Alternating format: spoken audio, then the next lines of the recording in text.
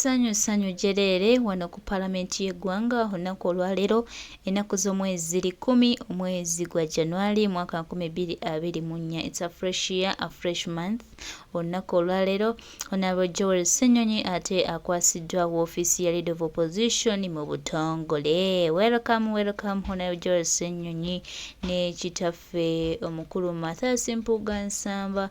Bannange mwebale omutima omulungi gwe mulaze obumu n'obukakamu ate n'okutwala Uganda emmaaso. Bino Kyagulanyi Center mu Robert Bobweni byayagala byatugamba kafena tukwataganira wamu. Bannange Uganda ejja kunyuma ng'abantu baba mu zi offices ne bazikwasa abalala nga ye mukiraba bwe kiri wano, naye abantu bawana batava mu ofiisi bo bino tebibanyumira. Abayina aliemu tubabuuzaako bino tebibanyumira, mutubuulire oba tebibanyumira tumanye nti bannange mwe temunyumirwa. Kubanga His Excellency the Elected President of Uganda Kyagulanyi Center mu Robert Bobweni bannanga tukutte bulungi era ebintu byaffe munnange bitambula bulungi. Ab'ennugu nga mufe ennagu, ab'ennugu kamufe ennugu naye nga ffe tugenda mu maaso bambi nga mulabye nnyo. His Excellency the Elected President of Uganda tukwebaza nnyo mukama waffe otugatta bw'oti otutambuza nga tuli wamu ng'ekitole era tulaga nti nno bwe tukwataganira wamu buli kimu kisoboka okuba nga bwe tukibala era tusobola okutwala Uganda maaso. Bannange tukwataganemu tutereeze eggwanga lino. This is Uganda for Ugandans. Tuyigiriza abantu nti abantu bava mu zi office ne bazikwasa abalala baleme kwefuula nti office abantu tebazivaamu. Tubategeeze tubagambe ebigambo nti abantu bava mu zi office. Niwe buli tunaleka Museveni n'akabinja ke ne bagugulubira mu office tujja kuba tetulina gye tulaga. Niwe tunabategeeza nti office mulina ozifuluma oba mwagala oba temwagala. Bwe bumu Uganda otambula egenda mu maaso. Bannange obumu kintu kirungi, obumu kintu kyamaanyi era ndaba smile eya Honorable Mathias Mpuga Nsamba, the former Leader of Opposition, then the new Leader of Opposition Honorable Joel Ssenyonyi. Bannange nga office bagikwasizayo mu ssanyu n'enkuba mwakafaananyi nga lukedde lumu kizepa linnya kyeddala awo simanyanga Bosco linnya kiggala awo omugenyi linnya kyeddala awo atakyaluka linnya kyeddala awo amannya mangi bannange nga ffenna nga baganda bange ali mu kutuwa ofiisi yaffe. Gomanya ekiyinza obaawo ensi omanyi weyinza okuwogoma, omanyi obugalo bwe tuyinza okuba naye gwe baganda bange temumanyi nakumanya nzikamba buulire temumanyi nakumanya olunaku nga lwakedde bwe luti nga kirigenda mu maaso mu ggwanga mwe you don't know. Naye nga baganda bange embeera bwetyo bweri ku Palamenti y'eggwanga. Mathias Mpuga Nsamba tukwebaziza nnyo mukama waffe, webale kulaga bumu era webale kulaga buli kikolwa kya kisajja kikulu. Tusaba tutambuliraawo bannange, tutambuliraawo nga tukwatagana nga tuli wamu nga twewa amagezi nga twewabula ate nawe tukwagaliza ogufu ogulungi oguba commissioner naye gukutambulire bulungi era gukubeereremu emirembe ate era gukubeerere gwa kisa ye Uganda gye twagala, Uganda gye twetaaga, Uganda bannayuganda ejjo okubanyumira. So baganda bange, mikwano gyange, embeera bwetyo bweri. Tuli wano ku offices, tuli wano ku Parliament ng'olunaku olwaleero Honorable Mathias Mpuga Nsamba ate awaayo ofiisi.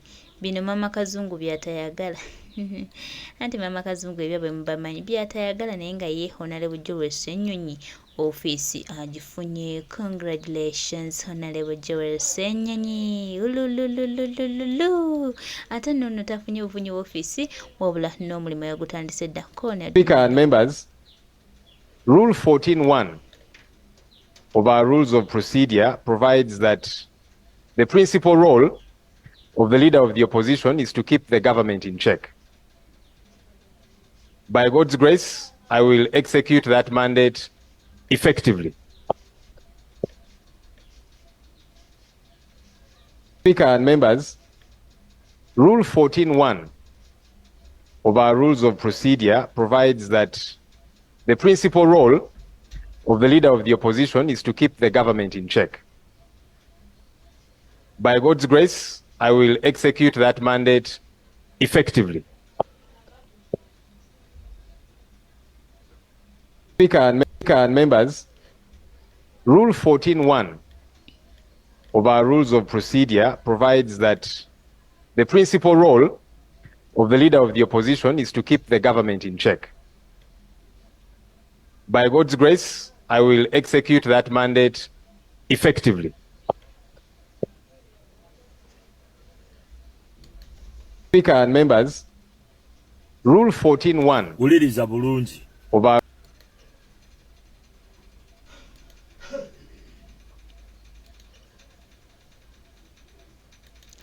Oye mukama ffe leader of opposition empya gwe tulinawo Honorable Ssenyonyi era ebigambo abyogedde. Banange tweyanzizza mwebale tulaga kikula kya bumu era mwebale nnyo kulaga bannayuganda kifaananyi kirungi.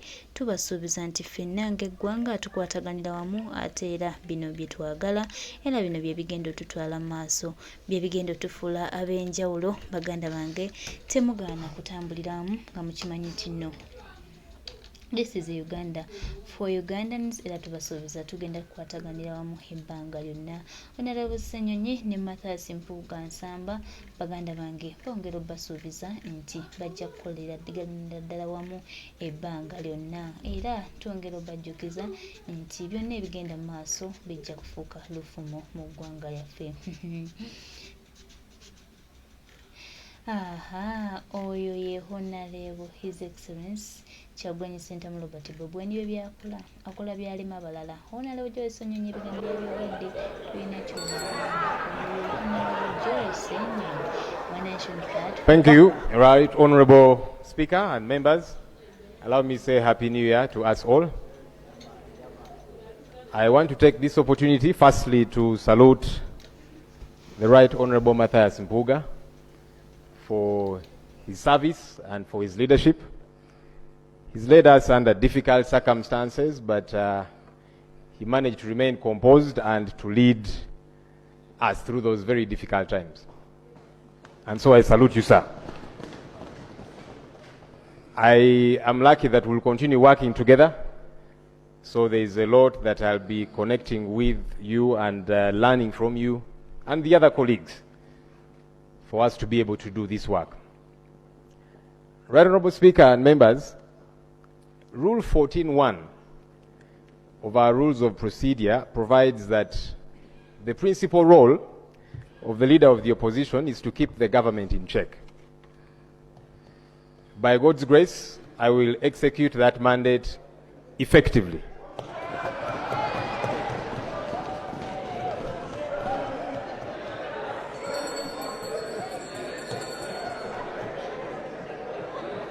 And my hope is that I will get support from this House, not just my colleagues on this side, but across to do this work. Because you see, keeping the government in check is to the benefit of all of us here and the people that we represent. Because when we are pushing back against things like corruption, when we are ensuring there is service delivery, when we are ensuring that there is value for taxpayers' money, it's not for the good of just the opposition, it's for all of us. Because regardless of the political party you belong to, when you go to a health center and there's no doctor to attend to you or no medicine, you will suffer. If you're driving on bad roads because either the money has been absquatulated or whatever the case might be, regardless of the political party you belong to, poor service delivery will affect you. So my hope is that I'll get the support of the entire House indeed in doing this work of keeping the government in check. And so I believe we shall be able to agree on a couple of things in as far as keeping the government in check is concerned. I want to appeal that where we disagree, and indeed we are going to have numerous opportunities to disagree, I hope that we can disagree respectfully and that there gets to be space to disagree and for divergent views. But otherwise, I look forward to working with everybody to serve the people of Uganda. I thank you, Right Honourable Speaker and members. Thank you.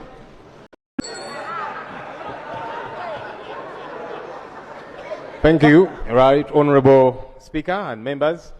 Allow me to say Happy New Year to us all.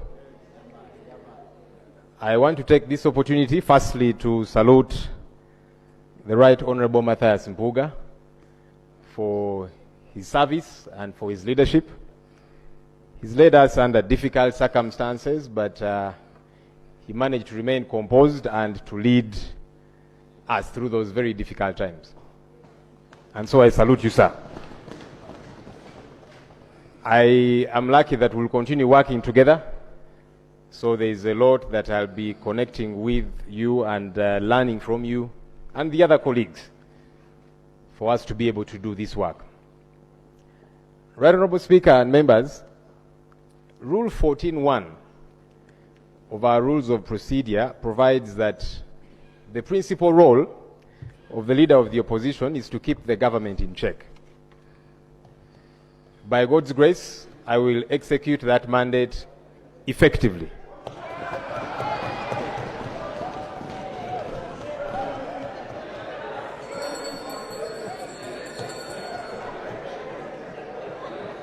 And my hope is that I will get support from this House, not just my colleagues on this side, but across to do this work. Because you see, keeping the government in check is to the benefit of all of us here and the people that we represent. Because when we are pushing back against things like corruption, when we are ensuring there is service delivery, when we are ensuring that there is value for taxpayers' money, it's not for the good of just the opposition, it's for all of us. Because regardless of the political party you belong to, when you go to a health center and there is no doctor to attend to you or no medicine, you will suffer. If you're driving on bad roads because either the money has been absquatulated or whatever the case might be, regardless of the political party you belong to, poor service delivery will affect you. So my hope is that I'll get the support of the entire House indeed in doing this work of keeping the government in check. And so I believe we shall be able to agree on a couple of things in as far as keeping the government in check is concerned. I want to appeal that where we disagree, and indeed we are going to have numerous opportunities to disagree, I hope that we can disagree respectfully and that there gets to be space to disagree and for divergent views. But otherwise, I look forward to working with everybody to serve the people of Uganda. I thank you, Right Honourable Speaker and members. Thank you. Honourable member, thank you so much. Ayitibwa Ssenyonyi, the new leader of opposition, tweyanziza nnyo Matthias Mpuga Nsamba. Webale nnyo kulaga busajja bukulu na bumu mukama waffe. Tukusaba tugendera awo Uganda ejja kutambula era nga bagamba nti agali awamu ge galuma ennyama nagaffe nga tugakwasizaamu gajja kuluma ekifi era kijja kutuka. Nenga tukwebazizza nnyo mukama waffe, webale kutulaga nti tusobola okutambula nga tuli wamu era ne tutwala Uganda eno mu maaso. Twebaza buli omu alina kyakoze ku lwa bannayuganda n'okwekunganya ate n'okwekowoola tulabe nga tukulembeza Uganda yaffe n'okuginunula ate ojjongera ewala. Congratulations, leader of opposition Matthias mukulu Honourable Ssenyonyi. Congratulations. Tukwagaliza okusavinga bulungi n'okutambuza bulungi emirimu gya office. Hello Ugandans.